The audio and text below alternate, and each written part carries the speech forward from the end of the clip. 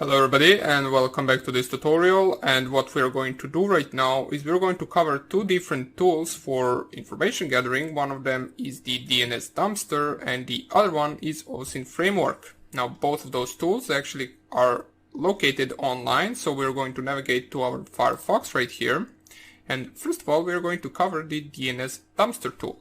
So just type here Dnsdumpster, it will search it up. It should be the first or second thing. As we can see, here it is, Dnsdumpster.com. Dnsdumpster.com allows us to do is find the passive information about a certain host. So for example, if you are interested in, for example, the IP address of facebook.com, you can simply just type right here ping facebook.com, and what this will do is it will return the IP address of Facebook domain to you. As soon as it pings it, it will type right here the IP address of facebook.com. So the IP address of Facebook is 31.13.84.36. But the way that we actually got the IP address is considered to be the active information gathering, because we actually had to send some packets to the actual host in order to retrieve back the IP address from that host. But let's see how we can actually get the IP address from this certain host without even pinging it or without interacting with it at all.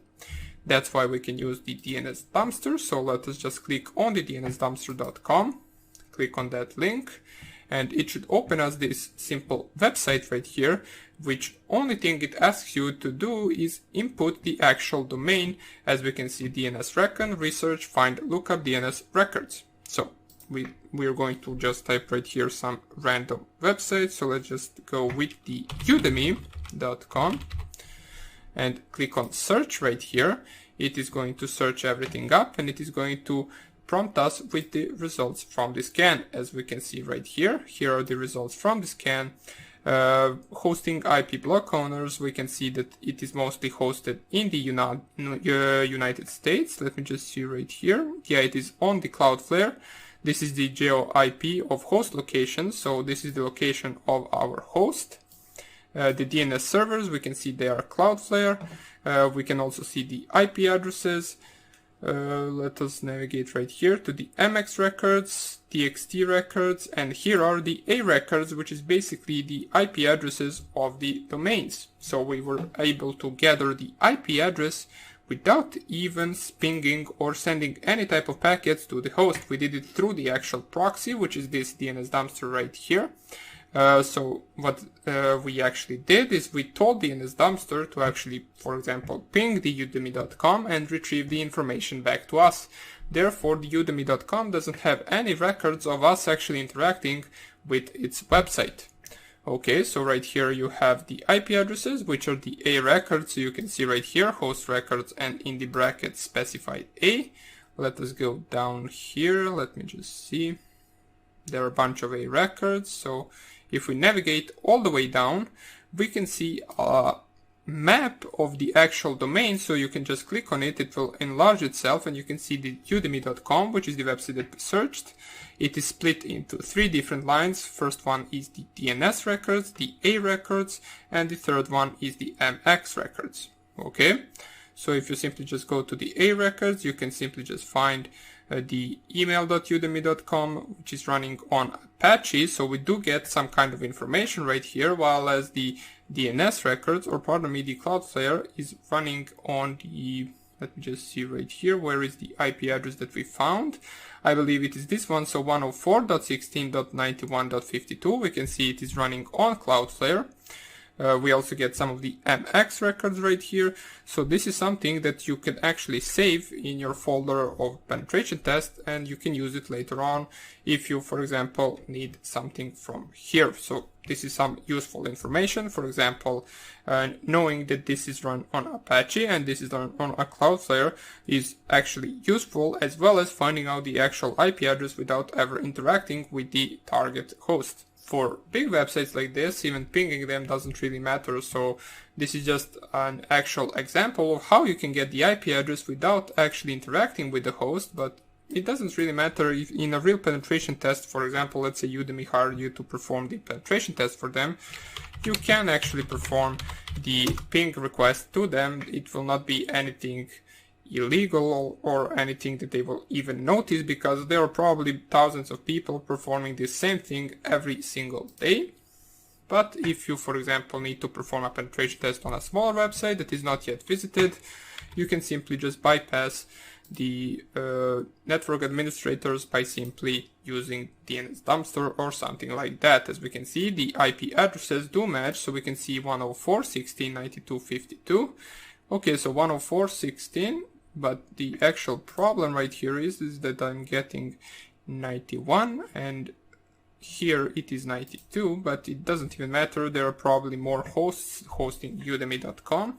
Therefore, this is just a range of IP addresses that probably belong to Udemy. Okay, so here both the .91.52 belong to Udemy and both .92.52 belong to Udemy. Okay, so this is one of the tools that I wanted to show you. If you want to, you can save this image somewhere for later purposes, but if you're performing a real penetration test, of course. But now on, since this is just for educational purposes and this is just an example, I will not be saving this. I will just go navigate to the Open tab and type here OSINT framework, which is our second tool that we're going to cover. Let me just go right here. This is the first link that we actually click right here, and this is a good tool that basically uses search engines to find information online. Now, if you just type OSINT framework, it should come up with this. Some of the tools in this OSINT framework are actually a little bit outdated, and they actually might give you a false output or a false positive, but most of them are actually useful. As we can see, there are a bunch of them. I will leave up to you to experiment with them. We can simply just go with, for example, let's say IP addresses, and let's say we want to go to the geolocation, IP location finder, doesn't even matter. You can simply just check any simple tool out of here that you want. We simply went with this one. As we can see, my public IP address is this one, and we can see the actual location to that public IP address. Okay, so don't worry, my public IP address will change. That's why I actually am leaving it out in this video. So it will not present any problem to me if any of you actually see it. But let's say with the Udemy IP address, if we simply just copy it, we go to the actual page, we paste it right here, IP lookup. Let's see what kind of information are we going to get. So we can see it performed the results, and we can see it is located in the United States city, San Francisco. This is the latitude and longitude, organization, Cloudflare. We can see right here it actually does perform the results with 3 different things. As we can see, DBIP, IPinfo.io, and IP2 location. Okay, so if you want to, you can check out all of the other things as well. We're not really going to bother doing that right now. We are going to go straight into scanning in the next lecture. So we're going to define what scanning is. We're going to define a network and all the parts of a network. And after it, we're going to go and actually learn the Nmap tool to the most detail that we can, because it is really important to actually know that tool really well. So hope you enjoyed this lecture, and I hope I will see you in the next one. Bye.